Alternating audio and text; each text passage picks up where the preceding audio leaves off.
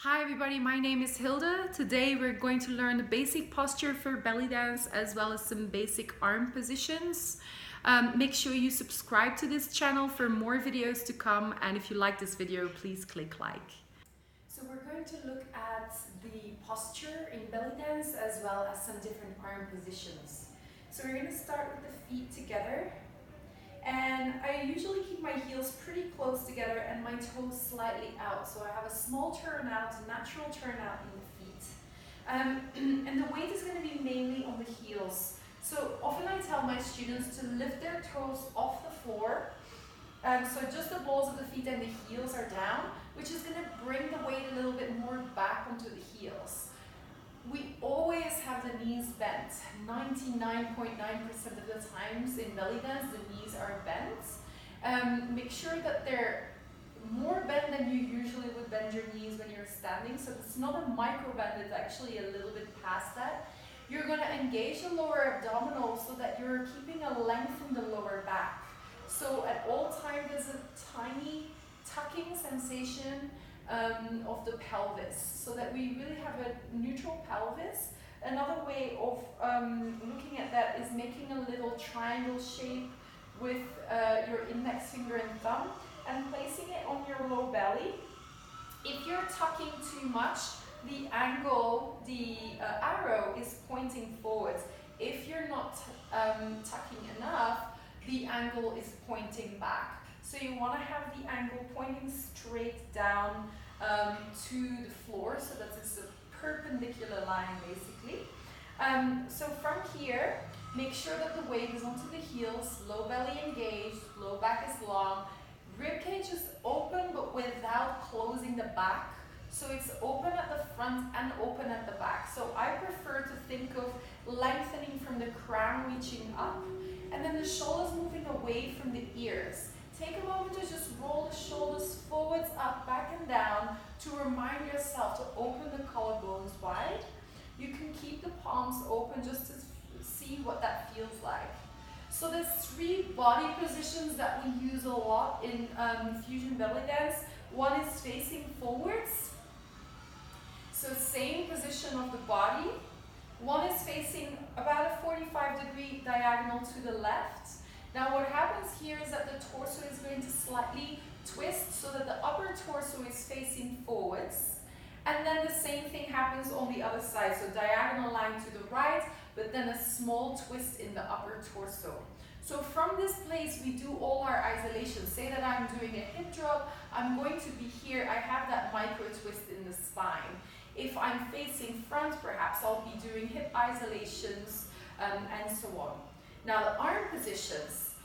There's 4 main arm positions with a curved arm and 4 main arm positions with an extended arm. So let's look at the difference between extension and curve.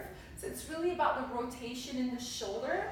So when I have a curved arm position, my arms create a circular shape as such. When I have an extension in the arms, my arms are going to reach out and I'm going to create an arch that move outwards into the space. Another thing to notice is that my wrists are always in front of my plumb line. So the plumb line is the line that travels through the ears, through the hips, through the heels. I'm never going to have my hands, my wrists at the same height as that plumb line. I'm going to bring them slightly more forwards. Notice that my elbows are also in front of that plumb line, and it's going to keep my shoulders happy because I can release my shoulders down. It's just a more natural way for the body to sit.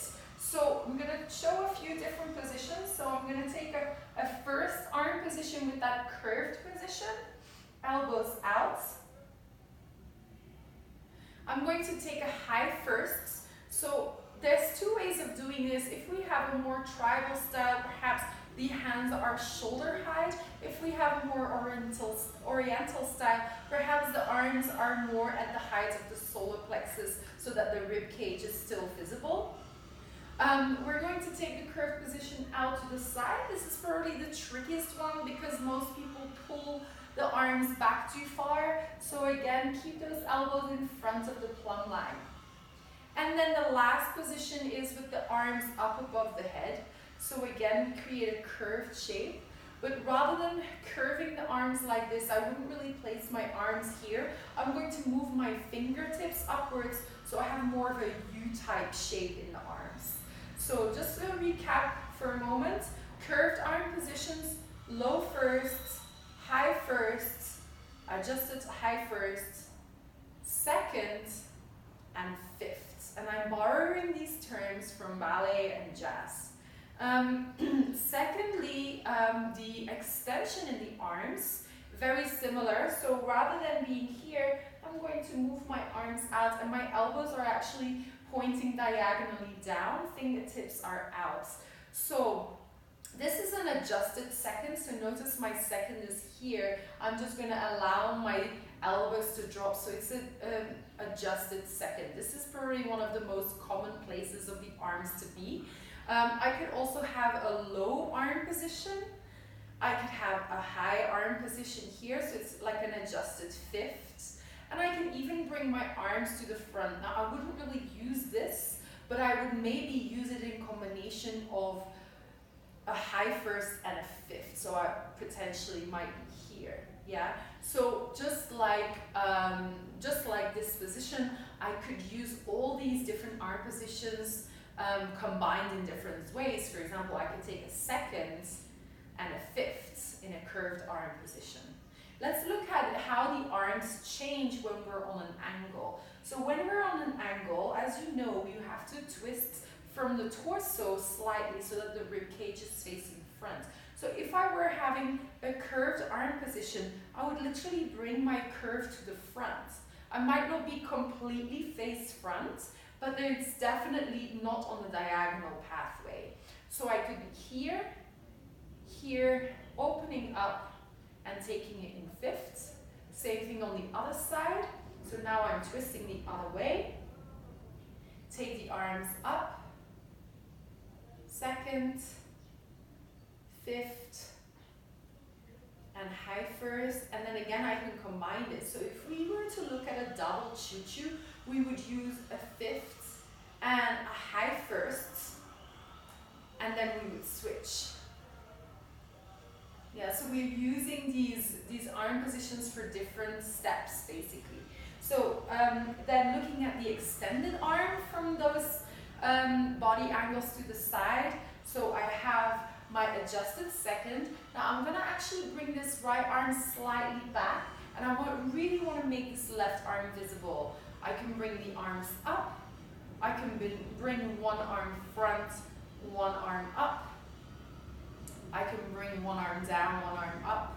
I could even combine having a curved and an extended arm. So there's all different ways of playing with these arm positions. Let's try the other side.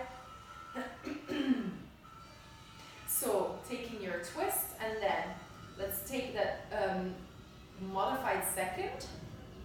We can bring the arms in front. I wouldn't really do that ever, but perhaps I would do it in combination of something else. Arms up in fifths. So make sure it's extended and not curved, so it's slightly different. The fingertips are out, arms down. So curved extension. And the extension and curve really differs from the feeling, the sensation in the shoulder joint, if that makes sense, yeah. So, and then you can combine. So these are our building blocks. If we have a really strong foundation and we slowly build up using the isolations and the steps that you learn in belly dance basics, you're gonna form a very strong foundation to move into higher levels of belly dance. I hope you enjoyed this video. Please click like and subscribe, and I'll see you